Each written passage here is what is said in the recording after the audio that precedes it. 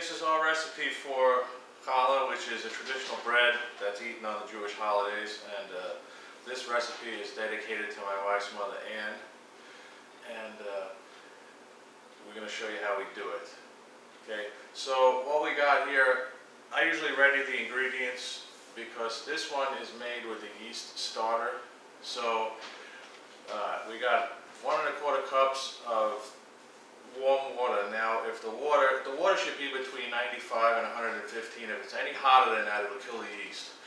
And then we got 3 1/2 cups of flour, and we're going to use 1/4 cup of that for the starter. And we got 2 teaspoons of active dry yeast. Now, what I do is I buy the yeast in bulk, and you can buy it at Winco or something. It's vacuum packed instead of buying those little bags, those little envelopes. They're kind of expensive. But once a year, I go and I buy a couple pound vacuum packed active dry yeast. It's like this big, and I put it in an airtight container in the refrigerator, and you got yeast all year. You don't even have to worry about those little packages. We got 1 1/3 cups of sugar, and we're going to use 2 teaspoons of that for the starter. We got 1/2 cup of vegetable oil, and we got 4 eggs total, but we're going to use 3 eggs in the recipe, and then we're going to use an egg to wash the top. And then a heaping teaspoon of kosher salt, and then I like to put some honey in it to add some extra flavor. So what we're going to do is, this is already warm. I warmed it up. So we're going to put the water in here.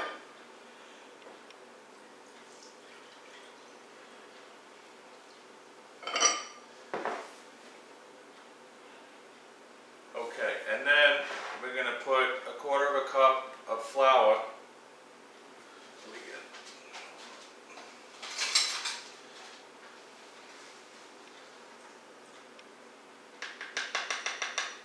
Now, when you're making a starter, some recipes call for salt, but you don't want to put salt in at this step because salt hinders the production of the yeast making the carbon dioxide, so you really don't want to use salt at this stage. And then I'm going to put the sugar in,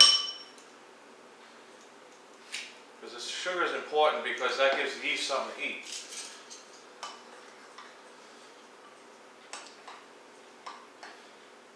And by the way, if you want to check to see if you have good yeast, you can always take some of the yeast in your refrigerator, put a little salt, a little water, and some sugar, and some flour in it. Put some yeast in there, and if it doesn't start to bubble within 5 minutes, you got to throw it away and buy some new yeast. Okay, so now we're going to put the yeast in.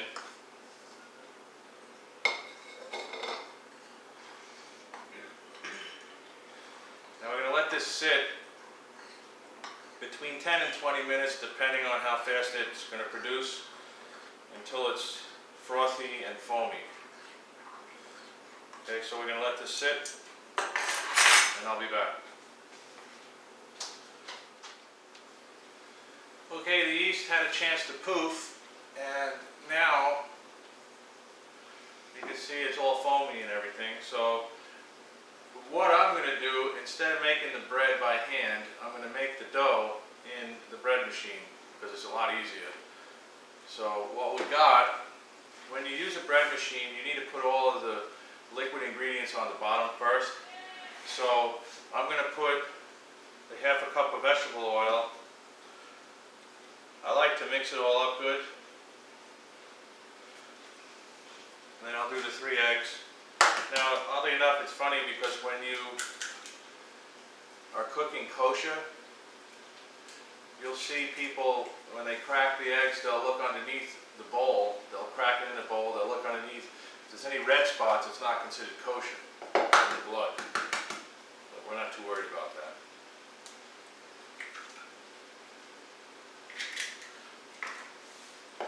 I'll put the 3 eggs in here, and we're going to reserve 1 for the top. And then I'm going to put a couple of tablespoons of honey in here.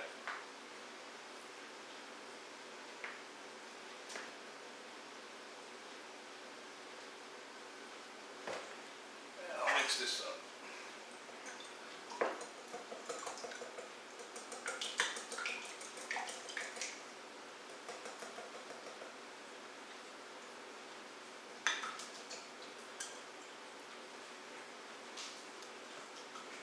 Okay, so we'll put this in the bottom of the machine.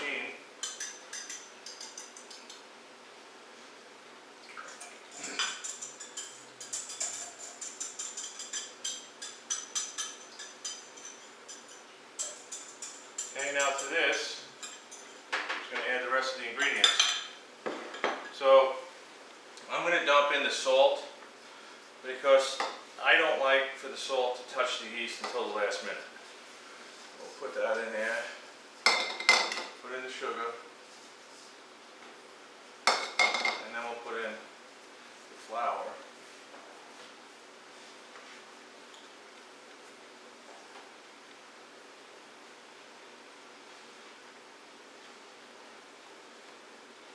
Now you can make this even in a 1.5 pound machine, bread machine. This is a 2 pound because it's not going to do the final rise in cooking here. So you could fit it in a 1.5 pound machine if you had one instead of the 2 pound. Okay. And we'll dump the yeast starter in.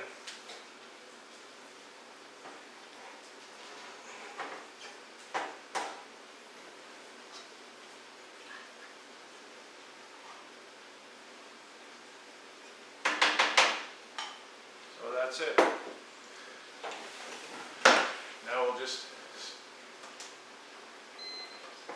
now this particular machine takes an hour and a half to do the rise and everything. Once it's done, I take it out and then I form it, you know, braid it and everything and let it do the final rise on a cookie sheet before we bake it. So I'll be back.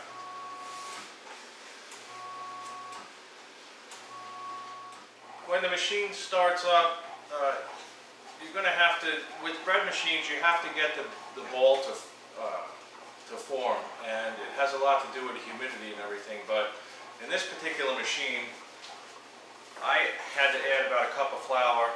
Just add it slowly until the ball starts to form in the thing there, and then it can knead itself and everything. But it's a really important step. Otherwise, it won't come together, it won't knead, and then you'll have a disaster. So make sure you get the ball to form up in the machine.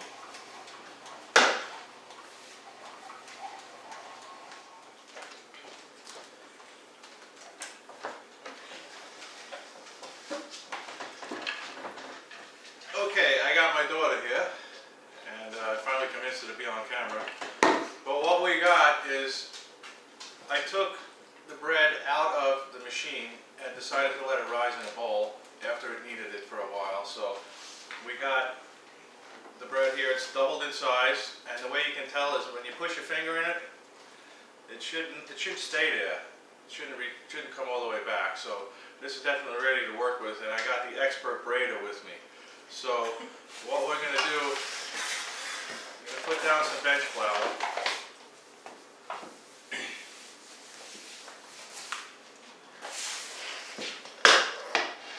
Turn this out, and by the way, I oiled the bowl and everything, so it didn't stick.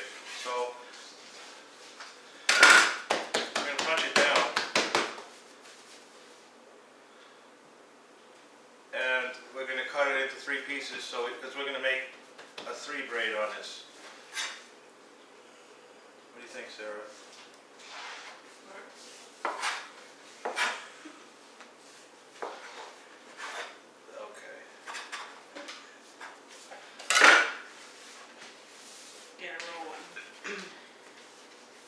Need flour on it, but it's good.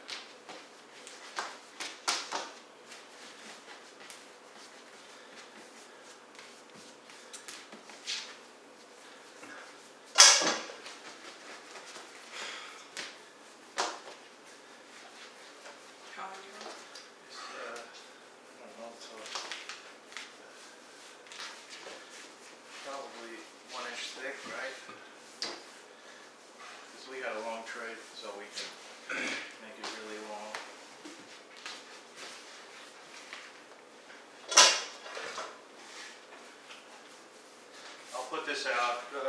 Actually, we should braid it before we put it on the tray, right? So.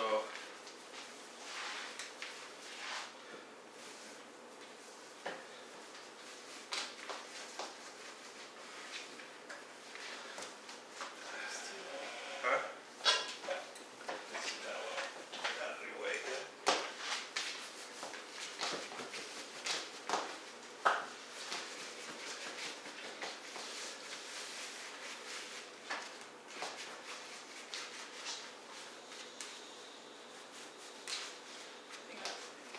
Good? I think. Okay. Switch me.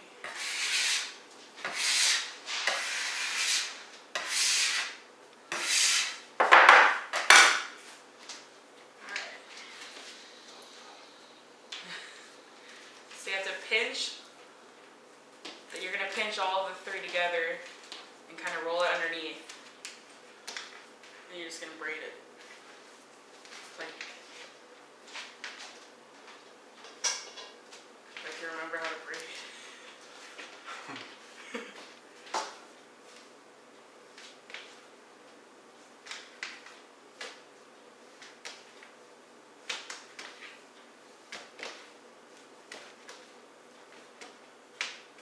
And then when you get to the end, you're going to pinch it and roll it under.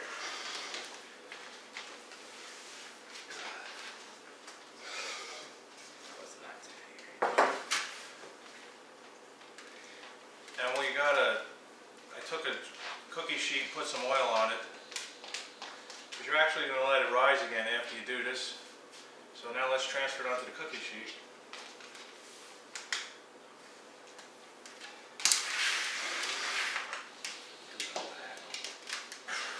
There you go.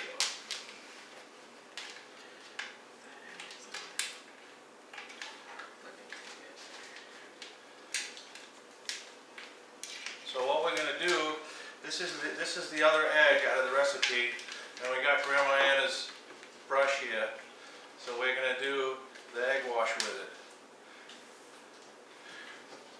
And then what I like to do, so we're going to let this rise again, probably for a half hour, and then the key to getting a crisp crust on it is, I started off in the oven at 375 for 10 minutes, and then I reduce it down to 325 and finish cooking it.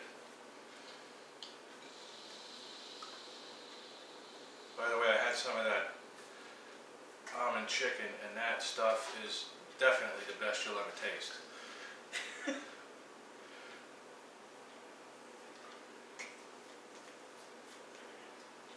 And I had to say that because my wife made it. It was really good. It really was.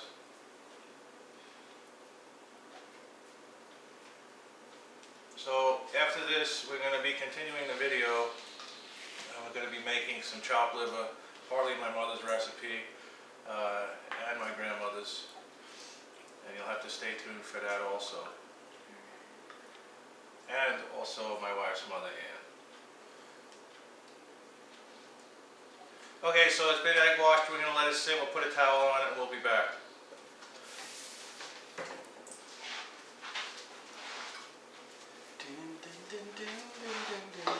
Music. I hit the.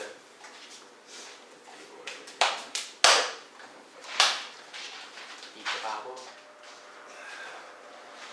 Okay, so the bread's had a chance to double. And now I'm going to give it the final egg wash. And at this point, you could put poppy seeds or whatever you want on the top. But we're just going for a traditional bread here. Actually, traditional would be poppy seeds, but I'm not putting them on there, so.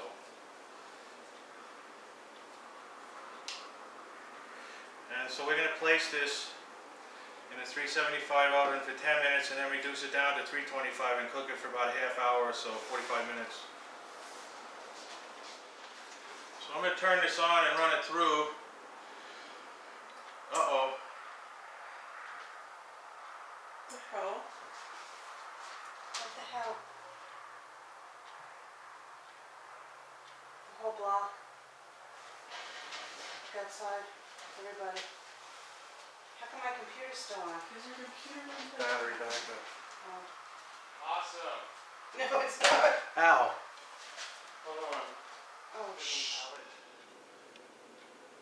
That was really weird, but the power went off for an hour and a half.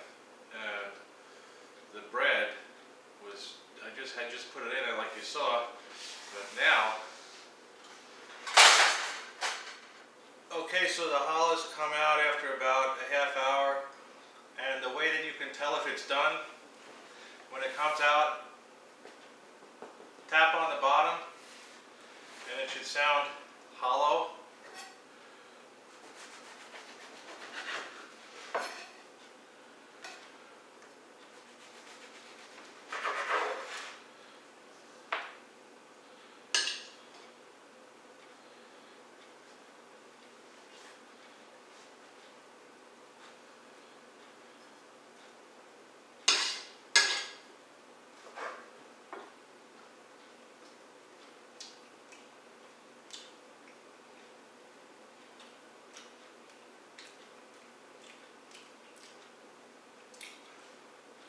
Yeah, it's sweet, the salt is perfect, and it probably would have rose a little more if we didn't have the power outage in the middle of cooking it. But it looks pretty good, so all in all, not bad, good recipe, and it'll be the best you'll ever taste.